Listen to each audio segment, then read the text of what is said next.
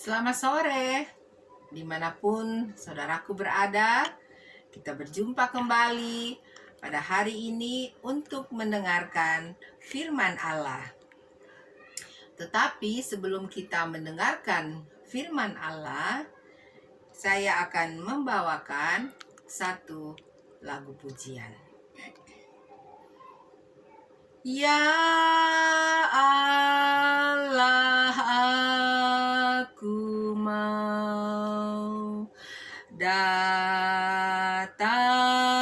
dekat. Jikalau salib pun ku mau angkat, inilah doaku,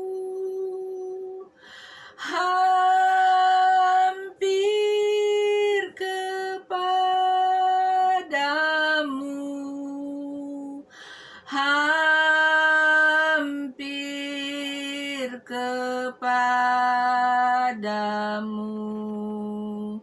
ya Allahku. Nah, marilah kita melanjutkan atau mendengarkan kelanjutan daripada cerita dari dalam buku Alkitab ini.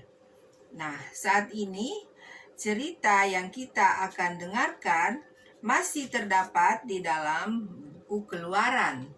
Nah, saat ini sudah berada di dalam buku Keluaran pasal 38. Nah, saudaraku, di cerita yang lalu kita mendengarkan cerita daripada pasal 37. Nah, di dalam pasal 37 itu saya akan membacakan judul-judulnya, yaitu membuat tabut perjanjian, membuat meja roti sajian, membuat kandil, membuat mezbah pembakaran ukupan, dan membuat minyak urapan dan ukupan dari wangi-wangian. Nah, itulah cerita dari pasal 37 yang lalu. Nah, saat ini kita akan melanjutkan cerita di pasal 38. Nah, saya akan membacakan lagi judulnya. Judulnya adalah membuat mezbah korban bakaran.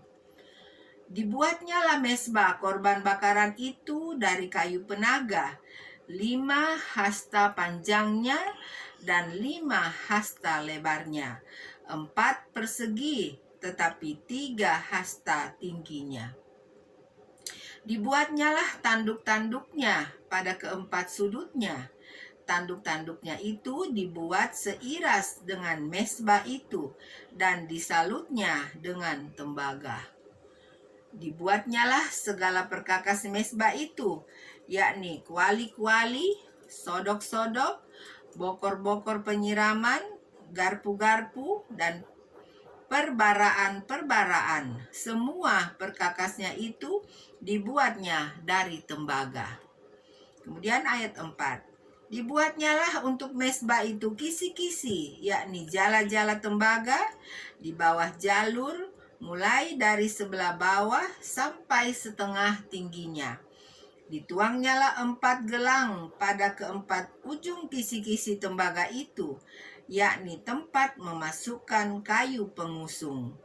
Nah, jadi diceritakan di sini bahwa mezbah korban bakaran itu juga ada kayu untuk pengusungnya, ya. Jadi gunanya adalah apabila sekali lagi mereka akan berpindah dari satu tempat ke tempat yang lain, maka mezbah untuk korban bakaran ini dapat tentunya mudah untuk diangkut, ya, atau dibawa atau dipindahkan. Dan kemudian di ayat 6, dibuatnyalah kayu-kayu pengusung itu dari kayu penaga dan disalutnya dengan tembaga. dan dimasukkannya kayu-kayu pengusung itu ke dalam gelang-gelang yang pada rusuk mezbah itu, supaya dengan itu mezbah dapat diangkut. Mezbah itu dibuatnya berongga dan dari papan. Nah, demikianlah dijelaskan tentang cara pembuatan mezbah korban bakaran. Dan selanjutnya kita masuk di ayat 8. Namun di ayat 8 ini judulnya sudah berubah juga ya. Nah, di ayat 8 ini hanya satu ya ceritanya, yaitu tentang membuat bejana pembasuhan. Dibuatnyalah bejana pembasuhan dan juga alasnya dari tembaga, dari cermin-cermin para pelayan perempuan yang melayani di depan pintu kemah pertemuan. Nah, jadi hanya satu ayat yang menjelaskan ya tentang bejana pembasuhan.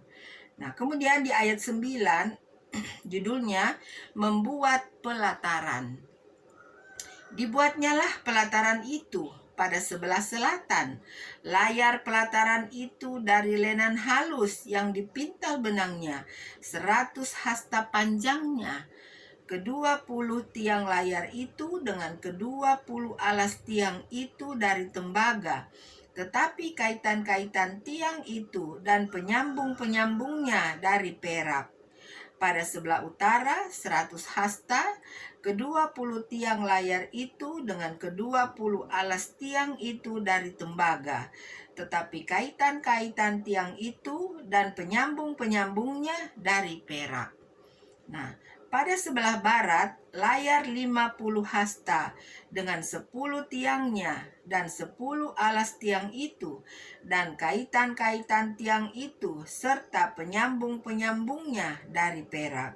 Nah, di ayat 13, dan pada sebelah timur 50 hasta, yakni layar 15 hasta untuk sisi yang satu di samping pintu gerbang itu dengan 3 tiangnya dan 3 alas tiang.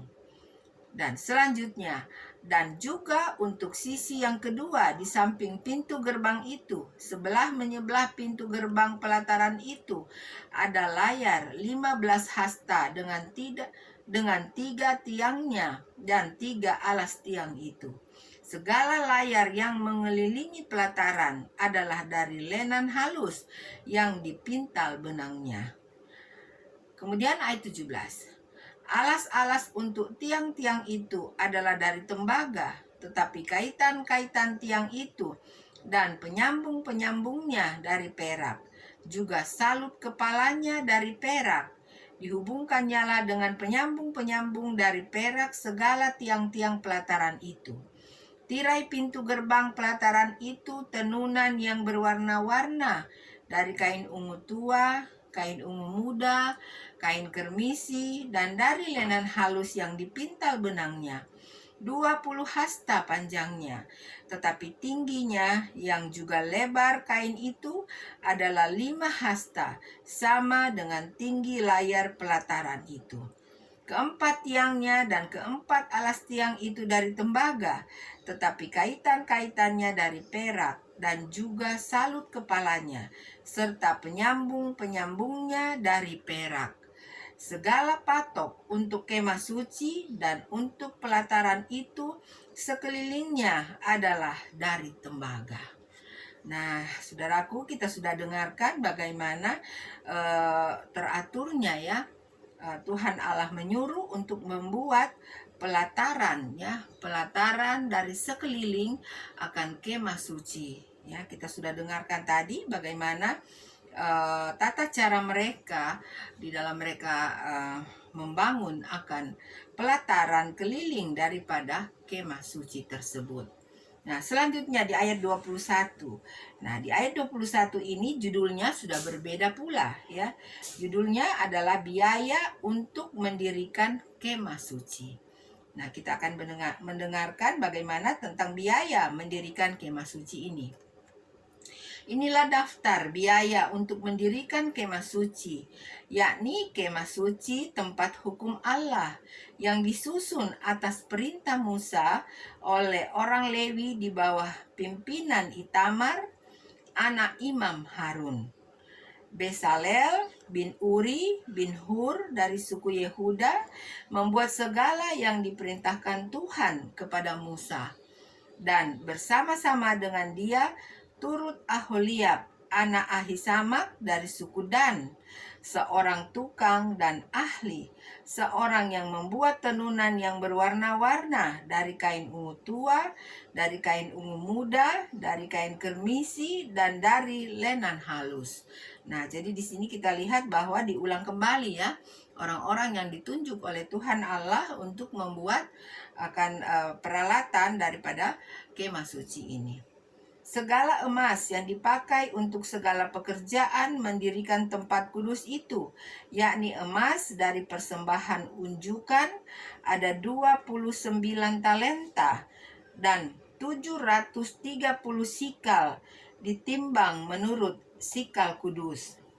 Perak persembahan mereka yang didaftarkan dari antara jemaah itu ada 100 talenta dan 1775 sikal ditimbang menurut sikal kudus. Wah, luar biasa saudaraku ya. Di sini dikatakan banyak sekali ya emas ya yang dipakai ya sebagai membuat atau dipakai untuk membuat daripada peralatan daripada kemah suci ini ya. Dikatakan emas dari persembahan unjukan ada 29 talenta dan 730 sikal ditimbang menurut sikal kudus. Nah, dan juga selain daripada emas ada juga perak dikatakan ya. Perak persembahan mereka yang didaftarkan dari antara jemaah itu ada 100 talenta dan 1775 sikal ditimbang menurut sikal kudus. Wah, jadi sangat banyak ya daripada bahan-bahan dari emas dan perak yang dipakai. Kemudian ayat 26. Sebeka seorang, yaitu setengah sikal, ditimbang menurut sikal kudus untuk setiap orang yang termasuk orang-orang yang terdaftar yang berumur 20 tahun ke atas, sejumlah 603.550 orang. 100 talenta perak dipakai untuk menuang alas-alas tempat kudus dan alas-alas tiang tabir itu. 100 alas sesuai dengan 100 talenta itu. Jadi 1 talenta untuk 1 alas. Dari yang 1775 sikal itu dibuatnyalah kaitan-kaitan untuk tiang-tiang itu. Disalutnyalah kepala tiang itu dan dihubungkannya tiang-tiang itu dengan penyambung-penyambung. Ayat 29. Tembaga dari persembahan unjukan itu ada 70 talenta dan 2.400 sikal. Daripadanya dibuatnyalah alas-alas pintu kemah pertemuan dan mesbah tembaga dengan kisi-kisi tembaganya, segala perkakas mesbah itu, alas-alas pelataran sekelilingnya, alas-alas pintu gerbang pelataran itu, segala patok kemah suci dan segala patok pelataran sekelilingnya. Nah, saudaraku, inilah cerita ya yang saya dapat bacakan untuk kita semua dari Kitab Keluaran pasal 38 ini ya. Jadi bagaimana diulang kembali, diceritakan kembali bagaimana cara-cara membuat ya mesbah korban bakaran, cara membuat bejana pembasuh dan membuat pelataran ya, serta biaya untuk mendirikan kemah suci. Nah, saya yakin saudaraku sudah bisa mengikutinya dengan baik ya akan cerita yang saya baru saja sampaikan ini. Nah, saudaraku, nanti pada saat kita berjumpa lagi, kita akan meneruskan akan cerita lagi di pasal-pasal selanjutnya, karena sudah tidak lama lagi kita akan mengakhiri kitab Keluaran ini dan kita akan memasuki kitab yang baru. Nah, saudaraku, biarlah cerita yang saya baru bacakan ini menambah kembali pengetahuan kita semua tentang bagaimana cara bangsa Israel terdahulu atau nenek moyang kita terdahulu, cara membuat kemah suci, ya. Jadi ini menjadi pengetahuan ya bagi kita semuanya. Nah, saudaraku, dimanapun saja Anda berada, saya berharap saudaraku semua ada di dalam keadaan yang sehat, ya. Tetaplah menjaga kesehatan saudaraku, sehingga semuanya ada di dalam keadaan yang bersukacita. Nah, sampai kita berjumpa lagi. God bless you. Bye.